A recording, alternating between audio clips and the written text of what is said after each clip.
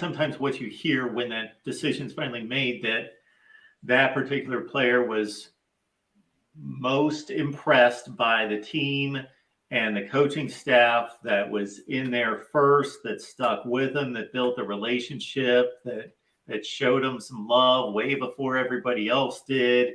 And that comes true quite a few times, where that really stays with the player, and that loyalty and that commitment. We're talking about seventh rated player in the state of Alabama, seventh rated quarterback, top 50 player, 247 sports composite. So he would be a good one to nab, no doubt about that.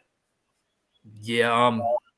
Also, another big priority for Clemson in this class has been defensive lineman Peter Woods. He's one of the top players in the country. I can't remember where he's ranked, but I think he's ranked in the top 10, 5-star guy from Alabama. He just released his 4 finalists Thursday, I think it was.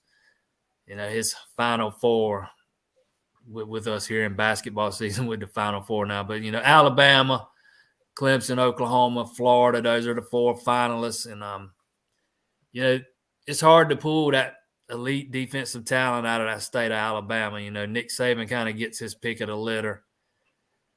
I do like what Clemson's done here and the way they position themselves. I'm not saying they're going to land him by any stretch, but I think they've done all they can. They've given him a lot to think about.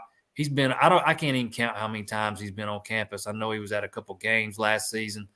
I remember seeing him twice. I think he was at Elite Junior Day in January. I know he's visited since the beginning of the year. I think that's when it was.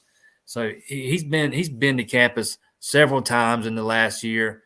And I talked to him a little bit after his most recent visit, kind of asked him about the differences between, with Brent Venables gone and Wes Goodwin taking over. And I remember him telling me, that there's some differences, no doubt, but there were some things that he thought were better now than they were then. So that was something that stuck out to me. I didn't pry too deep into that or ask me any specifics, but that's just something that stuck out to me that he said.